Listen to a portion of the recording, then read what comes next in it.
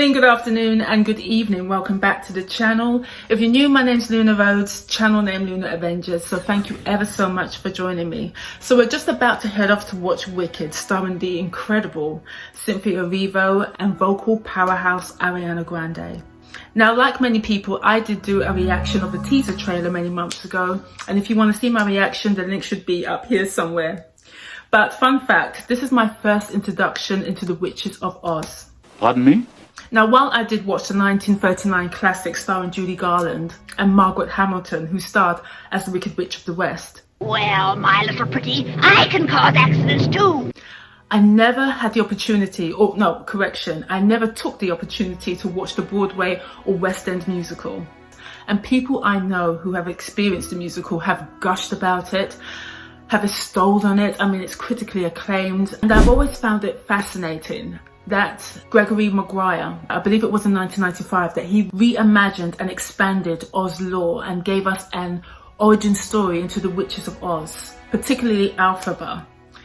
Well, the Wicked Witch renamed Elphaba, and gave us a nuanced story into her motives and why Elphaba and Glinda took the decisions that they did. Now, I am extremely excited that although I didn't see the Broadway or West End musical, my first introduction into Wicked is a cinematic adaptation.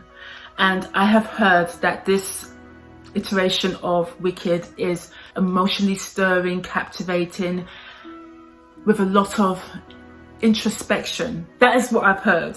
So I am extremely excited to see what Jon M has crafted with this story, with this adaptation, especially with two vocal powerhouses. Cynthia Erivo, my goodness, and Ariana Grande. What can I say? What can anyone say? So if you're new to my channel, it'd be much appreciated if you could subscribe, hit that thumbs up as well as that notification bell for more content. I shall be back on the flip with a reaction and review and deep dive into this movie. Hopefully it's a good one, because there has been some rave reviews. People have gushed over this movie. So I'm sorry, but my expectations are high now. And particularly the fact that I kind of grew up with the golden age of Hollywood. And bizarrely enough, I've seen more movies in the golden age of Hollywood than movies during my era. But anyway, I shall be back, and hopefully you'll join me for a deep dive discussion into Wicked, and I shall see you soon. Please subscribe, hit that thumbs up as well as that notification bell for more content. Adios for now.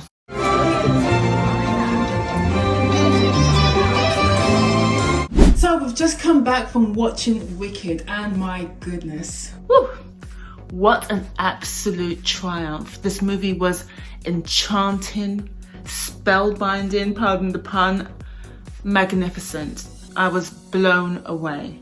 So guys, I am joined by my good friend Julius once again. Hey guys. Yeah man, now tell me please, what did you think about this film?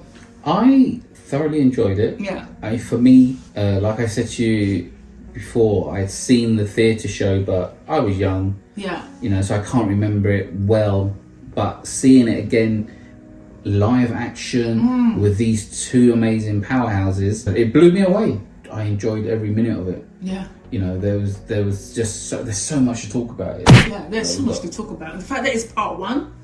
You know it. It's a part one. Part one, you know. The way the movie is crafted, I think Jon M really balanced, you know, substance with spectacle. In terms of performances, Ariana Grande, she was charming, charismatic. Her vocals, I mean, the operatic soprano notes she delivered at the beginning of the movie, it was just exquisite.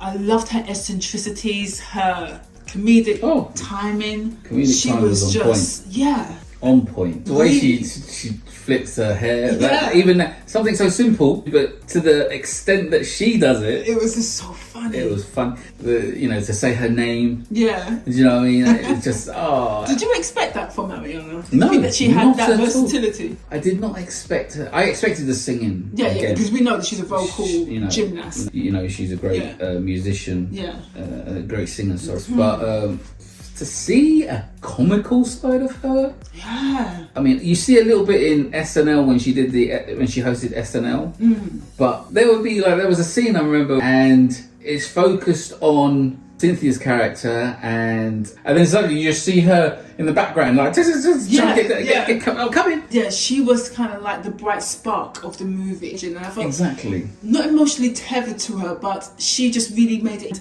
entertaining. It kind of like every time she was on screen, you knew she was going to do something that would make you laugh. Exactly, or that's what I'm you'd saying. be left speechless from her singing, sort of thing. And that's not to take away from Cynthia. Cynthia Erivo. It's just that Yes. very different origin stories. You have this one coin, two sides. very shallow that's the one. Centre of attention. Centre of attention, but she kind of flipped it and made it very comical and cute. But yet Cynthia's character, I don't know how can I put it. Like she kind of grounded the story. Yeah, I mean, she was very introspective. I thought there was tenderness and stoicism in her performance. There are many themes in her arc which resonate with many in terms of societal pressures and prejudice, as well as self-acceptance. And I thought of all characters, she showed the most tenderness and care to others in this movie, funny enough, which is very ironic considering her story in its entirety. It's like this was providence for Cynthia to take up this role, because she very much oozed the melancholy that this character was suffering. And it's very weird to find myself saying that Elphaba was the most relatable character and the most grounded character in this film. And I thought Cynthia Erivo gave a very stoic and tender performance. And as for her vocal chops, my goodness, I mean, there's no words in the lexicon that can describe this woman's range. Absolutely incredible. And I think she really does shine in the third act. But what did you think of the other cast members? Jeff Goldblum. Jeff Goldblum. I mean, he had about a 5-minute part in there, to be honest with you. Yeah. It wasn't really much. But Yeoh. Yeoh was fantastic. She I was loved like, her. I've never seen her give that kind of malevolent type of character, and I loved when she turned. She was, as you said one thing that I just hooked on. I thought, yeah, that's very true. She was like the ultimate villain in this movie, not really the wizard. Wait till they get a load of me. No. Not at all. It was really her. Yeah, she was the scheming and machinations. It must have been her that did all the message on the board. So Yeoh's character, one of the professors. I kind of felt she was one of the wicked professors from Hogwarts. Yeah. Thematically, it's kind of, not I won't say consistent, but there are many similar themes. So it's like a special school for children or who have some form of magical powers. Exactly, and these people can fine tune it. Even the train. Exactly. I thought, there you go. There's the Hogwarts train. There's the Hogwarts train. Yeah. Hogwarts like, Express. Yeah. We got to talk about the set design. Everything was practical. Yeah. No CGI. Not too much. I thought it was very intricately done, with such attention to detail. The vivid colours. The planting of tulips, as you say. I just thought that the effort was there, and you could see it. They really crafted and brought this wizarding world of Oz to life. It's weird when I say wizarding world, all I think about is Harry Potter. Yeah. But they brought the world of Oz to life, and with a beautiful, fresh take. The way it was shot was stunning. The cinematography, the compositioning of the way it was shot, the color palette, vivid, as I say. And I just thought Jon M. I thought he did a good job. Do you still think it was done in the style of an old Hollywood movie? Very much so, because as I always tell you, I grew up watching the golden age of cinema. Despite my age, I grew up somehow. I just was, as a child, I was Gone with the Wind, Seven Brides and Seven Brothers, The Wizard of Oz. So especially the choreography, the dance set pieces, it very much was giving me, kind of Gene Kelly choreography, more so Gene Kelly, because it was much more energetic. Fred Astaire was more elegant, and Gene Kelly was more dynamic with his dance sequences and movements and choreography. So it was very much giving me like Summer Stalk. For you, I understand that you love the Oz, but for me, I grew up watching The Wiz, which is the black version, as they say. With my favourite singer. Yes, Diana Ross. She is amazing. Dare I say, the sovereign of music, and we all know who that is. I know you're a Prince fan, but Michael Jackson is the sovereign of music. Hello, come on, you don't down the road. Michael Jackson kills it. For me, the way he dances, the way he sings. Yeah. He's on down the road. Yeah. Now, weirdly enough, I haven't seen the full movie and I have to watch it. But Same here. We have to. You have to watch the original. Yeah, and you have to watch The Wiz. Yeah, The Wiz. Because we both have to be educated again. There are things in the film though that I felt like, why is this happening? And I suppose it gets answered if I watch the Wizard of Oz. Okay, the animals. The animals. Why were the animals being rounded up? Because they could talk. Yeah. You know, to me, I just wanted to. If you explain to me the reason why. But you've seen the musical, didn't they delve into that in the musical? Yeah, that was like, well, the musical came out in like, I don't know, 2000 and something. I watched it when I was young and dumb. Well, I'm asking you. Do you know what I mean? I was like, what? I don't know what even. It was a school trip. Oh right, okay. Do you know what I mean? So Scratch I was too busy chirping, you know. So you know. Okay.